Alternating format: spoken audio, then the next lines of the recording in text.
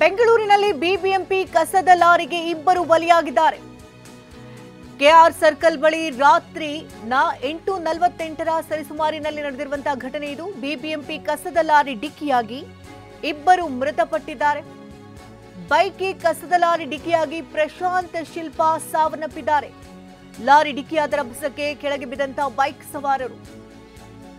ಇದೇ ಸಂದರ್ಭದಲ್ಲಿ ಇಬ್ಬರ ಮೇಲೂ ಬಿಬಿಎಂಪಿ ಕಸದ ಲಾರಿ ಹರಿದಿದೆ. ಕೆಆರ್ ಸರ್ಕಲ್ ಕಡೆ ವೇಗವಾಗಿ ಬಂದಂತ ಕಸದ ಲಾರಿ ಡಿಕ್ಕಿ ಹೊಡೆದಿದೆ. ಆಸ್ಪತ್ರೆಗೆ ಸಾಗಿಸುವ ಮಾರ್ಗ ಮಧ್ಯೆಯೇ ಇಬ್ಬರೂ ಕೂಡ ಸಾವನ್ನಪ್ಪಿದ್ದಾರೆ. ಬೆಂಗಳೂರಿನಲ್ಲಿ ಬಿಬಿಎಂಪಿ ಕಸದ ಲಾರಿಗೆ ಇಬ್ಬರು ಬಲಿಯಾಗಿದ್ದಾರೆ. ಜೀವವನ್ನೇ ತೆತ್ತಿದಂತಹ ಪರಿಸ್ಥಿತಿ ಇದು. ಬೆಂಗಳೂರಿನಲ್ಲಿ ಬಿಬಿಎಂಪಿ ಕಸದ ಲಾರಿಗೆ ಇನ್ನಿಷ್ಟು ಬಲಿಯಾಗಬೇಕು ಅನ್ನೋದೇ ಸದ್ಯದ ಪ್ರಶ್ನೆ. ಕೆಆರ್ ಸರ್ಕಲ್ ಬಳಿ ರಾತ್ರಿ 8:48ರ ಸುಮಾರಿನಲ್ಲಿ ನಡೆದಿರುವಂತಹ ಘಟನೆ ಇದು. ಬಿಬಿಎಂಪಿ ಕಸದ ಲಾರಿ ಡಿಕ್ಕಿಯಾಗಿ ಇಬ್ಬರು ಸ್ಥಳದಲ್ಲೇ ಸಾವನ್ನಪ್ಪಿದ್ದಾರೆ. ಬೈಕ್ಗೆ ಕಸದ ಲಾರಿ ಡಿಕ್ಕಿಯಾದ ಪರಿಣಾಮವಾಗಿ ಪ್ರಶಾಂತ್ ಹಾಗೂ ಶಿಲ್ಪಾ ಸ್ಥಳದಲ್ಲೇ ಸಾವನ್ನಪ್ಪಿದ್ದಾರೆ. ಲಾರಿ ಡಿಕ್ಕಿಯಾದ ರಭಸಕ್ಕೆ ಬೈಕ್ ಕೆಳಗೆ ಬೀಳುತ್ತೆ. ಇಬ್ಬರ ಮೇಲೂ ಕೂಡ ಬಿಬಿಎಂಪಿ ಕಸದ ಲಾರಿ ಹರಿದಿದೆ.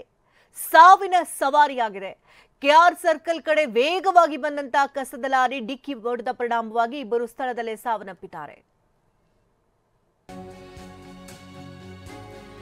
ಟಿಸಿಎಸ್ ಕಂಪನಿಯಲ್ಲಿ ಕೆಲಸ ಮಾಡ್ತಿದ್ದಂತಹ ಯುವಕ ಯುವತಿ ಇಬ್ಬರು ಕೂಡ ಸಾವನ್ನಪ್ಪಿದ್ದಾರೆ. ಆಂಧ್ರ ಮೂಲದ ಯುವತಿ ಬಯನ್ನಗಾರಿ ಶಿಲ್ಪಾ 27 ವರ್ಷ ಆಕೆಯೇ. ಬಾಣಸವಾಡಿ ಮೂಲದ ಯುವಕ ಪ್ರಶಾಂತ್ ಸಾವನ್ನಪ್ಪಿದ್ದಾರೆ. ಪಿಜಿಯಲ್ಲಿ ವಾಸ ಮಾಡ್ತಾ ಇದ್ದಂತಹ ಯುವತಿ ಶಿಲ್ಪಾ ಊಟಕ್ಕೆಂದು ಹೊರಗೆ ಬಂದಾಗ ಈ ಅಪಘಾತ ಸಂಭವಿಸಿದೆ.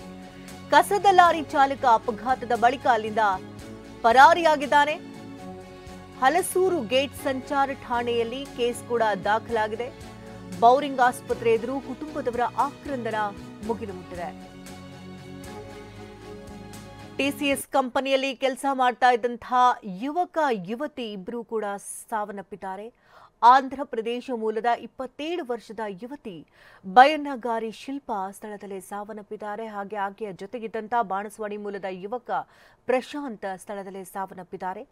ಈಕೆ ಪಿಜಿನಲ್ಲಿ ವಾಸ ಮಾಡಿಕೊಂಡಿದ್ಲು. ಊಟಕ್ಕಂತ ಹೊರಗಡೆ ಬಂದಂತಹ ಸಂದರ್ಭದಲ್ಲಿ ಈ ಜವರಾಯ ಅವರ ಪ್ರಾಣ ಪಕ್ಷಿಯನ್ನೇ ಕತ್ತರಿಸಿದ್ದಾನೆ. ಕಸದ ಲಾರಿ ಚಾಲಕ ನಂತರ ಅಪಘಾತದ ಬಳಿಕ ಪರಾರಿಯಾಗಿದ್ದಾನೆ. ಹಲಸೂರು ಗೇಟ್ ಸಂಚಾರಿ ಠಾಣೆಯಲ್ಲಿ ಕೇಸ್ ಕೂಡ ದಾಖಲಾಗಿದೆ. ಒಂದು ಬದಿ ಅಪಘಾತವಾದಂತಹ ದೃಶ್ಯಗಳನ್ನ ಗಮನಿಸ್ತಾ ಇದ್ದೀರಿ. ಮತ್ತೊಂದು ಬದಿಯಲ್ಲಿ ಕುಟುಂಬಸ್ಥರ ಆಕ್ರಂದನ ಮುಗಿಲು ಮುಟ್ಟಿದೆ. ತಮ್ಮ ಮಕ್ಕಳನ್ನ ಕಳ್ಕೊಂಡಂತಹ ಹೆತ್ತವರು ರೋಧಿಸ್ತಾ ಇದ್ದಾರೆ.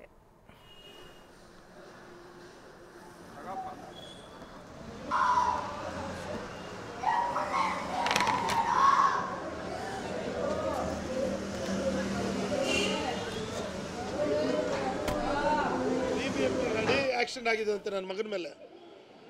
ಅವರು ನನ್ನ ಮಗ ಅವ್ರ ಫ್ರೆಂಡ್ ತೀರೋಗಿದ್ದಾರೆ ಇಬ್ಬರು.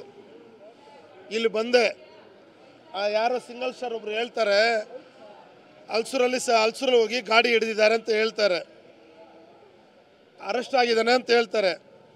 ಸ್ಟೇಷನ್ಗೆ ಹೋದ್ರೆ ಕೇಳೋರು, ನಮ್ಮನ್ನ ಗತಿ ಕೇಳೋರು ಯಾರು ಇಲ್ಲ. ಪೊಲೀಸರು ಫೋನ್ ಮಾಡಿದ್ರು, ಈ ಥರ ನಿನ್ನ ಮಗನಿಗೆ ಕಾಲು ಏಟ್ ಬಿದ್ದಿದೆ ಅಂತ.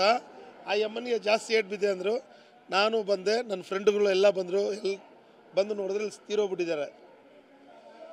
ಸರಿ ಏನು ಇತ್ತ ಅಂತ ಕೇಳಿದರೆ ಅವರು ಪೊಲೀಸರು ಹೇಳಿದ್ರು ಸ್ಟೇಷನ್ಲಿದ್ದಾರೆ, ಗಾಡಿ ಅರೆಸ್ಟ್ ಆಗಿದೆ ಅಂತ ಹೇಳಿದ್ರು.